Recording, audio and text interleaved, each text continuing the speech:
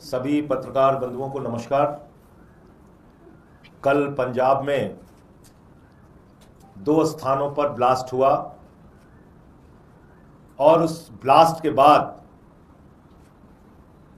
Bharatiya Janata party बौखलाकर जिस तरीके से सामने आकर बयानबाजी कर रही है, इससे मुझे याद आता है कि 2017 के चुनाव के पहले जब वहां पर अकाली दल और बीजेपी की सरकार थी, ऐसे ही मॉल का ब्लास्ट कराया गया था।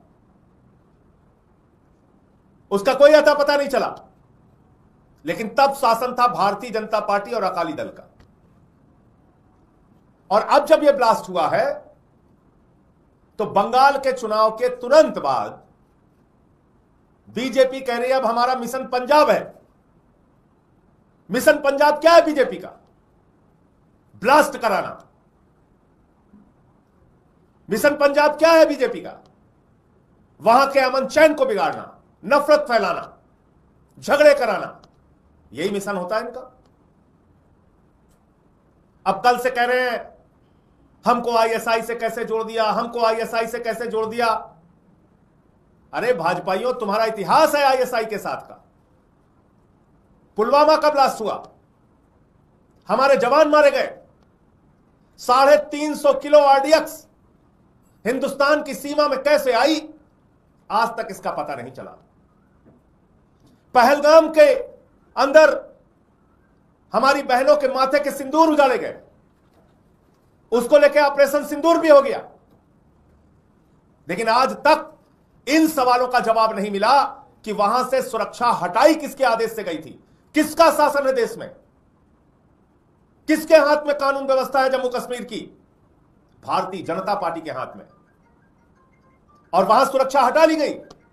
आतंकवादी आते हैं, लोगों को मार के चले जाते हैं, हमारी बहनों के माथे के सिंदूर उजाड़ दिए जाते हैं, लेकिन आज तक इस सवाल का जवाब नहीं मिला 350 किलो आरडीएक्स कहां से आई, क्यों पहलगाम की सुरक्षा हटाई गई। और इस बात का भी जवाब नहीं मिला कि पंजाब के अंदर पठानकोट की घटना हुई थी। पठानकोट में हमारे जवान शहीद हुए थे और उस पठानकोट की घटना की जांच के लिए भारतीय जनता पार्टी ने उस संगठन को बुलाया था जिससे इनका चोली दामन का रिश्ता है। आईएसआई आई थी। किसके राज में आई थी? मोदी जी के राज में आई थी। मोदी जी ने आईएसआई को हिंदुस्तान बुलाया और कहा पठानकोट में आओ और आके भारत माता के जो सपूत शहीद हुए हैं उसकी जांच तुम करो। कौन आईएसआई जो हिंदुस्तान में अलग अलग जगहों पे आतंकवादी घटनाओं को अंजाम देता है? उस आईएसआई से बीजेपी का गहरा रिश्ता है और उसी आईएसआई के माध्यम से पूरे देश का अमन चैन बिगाड़ने का, ब्लास्ट कराने का, घटनाएं कराने का काम भारतीय जनता पार्टी करती है। तो इसलिए अमृतसर में जो ब्लास्ट हुआ, जालंधर में जो ब्लास्ट हुआ, वो भारतीय जनता पार्टी के चुनावी राजनीति की शुरुआत है और जो उनका मिशन पंजाब है उसका एक उदाहरण है। लेकिन मैं बीजेपी के लोगों से कहना चाहता हूं वो पंजाब है। पंजाब का अमन चैन बिगाड़ने की कोशिश करोगे तो वहां की जनता आपको मुंहतोड़ जवाब भी देगी और चुनाव में आपकी जमानतें भी जब्त कराएगी। इसलिए जो कांड आप पूरे देश भर में घूम घूम के करते हैं, जो साजिशें रचते हैं, ब्लास्ट कराते हैं, दंगे कराते हैं, फसाद कराते हैं, नफरत फैलाते हैं, वो प्रयोग पंजाब में करने की कोशिश मत करना। ये जो आईएसआई के साथ आपका मिला जुला रिश्ता है, आईएसआई जो एक खूंखार आतंकवाद को बढ़ावा देने वाला संगठन पाकिस्तान का है, उसके बारे में अब पूरे पंजाब और देश को बताने का काम हम लोग करेंगे। और इन सवालों के साथ जिसका जवाब आज तक देश खोज रहा है, पहलगाम के मामले में, पुलवामा के मामले में, पठानकोट के मामले में और अब अमृतसर और जालंधर के मामले में, इसका जवाब तो देना होगा। ये खाली उछल उछल के अपने आरोपों को इनकार करना और उससे पल्ला झाड़ लेना ये चलेगा नहीं। हम लोग देख रहे हैं मणिपुर जल रहा है पिछले 3 साल से। कोई चिंता नहीं है प्रधानमंत्री को, कोई चिंता नहीं है गृह मंत्री को, कोई चिंता नहीं भारतीय जनता पार्टी को। वो चाहते हैं देश का माहौल खराब रहे, बिगड़ा रहे। हमने देखा बंगाल के अंदर किस तरह से चुनाव जीतने के बाद वहां पर हिंसा हो रही है। अभी कल तो वहां जो मुख्यमंत्री के दावेदार हैं शुभेंदु अधिकारी, उनके पीए की भी हत्या हो गई। उसके पहले तृणमूल के लोगों के ऊपर हमले हुए, उनके ऑफिस जलाए गए, उनके ऑफिसों में कब्जा किया गया। दिखाई दे रहा बंगाल में। यही बदलाव करने आए आप। मोदी जी ने भाषण बहुत अच्छा देते हैं। मोदी जी बदले की नहीं, बदलाव की राजनीति करना है, यही बदलाव कर रहे हैं। और आप यही सब पंजाब में करना चाहते हैं। इसलिए देश के लोगों को और पंजाब के लोगों को ऐसी घृणा फैलाने वाली पार्टी से सावधान रहना चाहिए। ऐसी ब्लास्ट कराने वाली और नफरत फैलाने वाली पार्टी से सावधान रहना चाहिए। मुझे इतनी बात कहनी थी।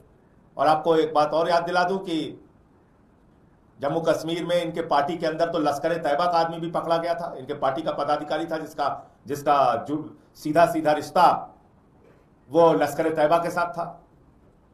मध्य प्रदेश में इनके कुछ कार्यकर्ता पकड़े गए थे जिनका रिश्ता आईएसआई के साथ था। तो इसलिए इतना बेचैन मत हो। कल से मैं देख रहा हूं पूरी की पूरी भाजपा बेचैन हुई पड़ी हुई है। कह रहे हमको आईएसआई से कैसे? अरे तुम्हारे गहरे रिश्ते हैं आईएसआई के साथ। ऐसे बेचैनी मत दिखाओ। तुम्हारी चालबाजियां पूरा देश समझने लगा है। तो मुझे इतनी बात कहनी थी। आपके कोई प्रश्न आप पूछ सकते हैं। सर, मानहानि का नोटिस करण सिंह ने भेजा है मुख्यमंत्री भगवंत मान को, जिसमें उन्होंने बीजेपी से जोड़ा है। इन जितने सवाल मैंने आप लोगों के सामने रखे, तरुण चुग जी को इन सवालों का जवाब देना चाहिए। 350 किलो आरडीएक्स कहां से आई? पुलवामा के अंदर हमारे शहीदों की शहादत का बदला आपने कैसे लिया? उसका खुलासा आज तक क्यों नहीं हुआ? पूरा देश आपसे जानना चाहता है। पहलगाम में सुरक्षा क्यों हटाई गई थी? कैसे वहां आतंकवादी 200 किलोमीटर घुस के आके और हमारे बहनों के माथे के सिंदूर उजाड़ के चले गए, लोगों की हत्या करके चले गए, निशंस हत्या करके चले गए? इसका जवाब आपसे देश जानना चाहता है। पहलगाम में जब हमारे जवानों की शहादत हुई, उस समय आपने आईएसआई जैसे खूंखार संगठन जो आतंकवादियों को बढ़ावा देता है पूरी दुनिया में, उस आईएसआई को बुलाकर आपने हमारे शहीदों की जांच क्यों कराई? इसका जवाब आपसे देश चाहता है। मॉड ब्लास्ट भी हुआ था उस समय मैं प्रभारी था पंजाब का। मैं आपको बता सकता हूं, तब भारतीय जनता पार्टी और अकाली दल की सरकार थी।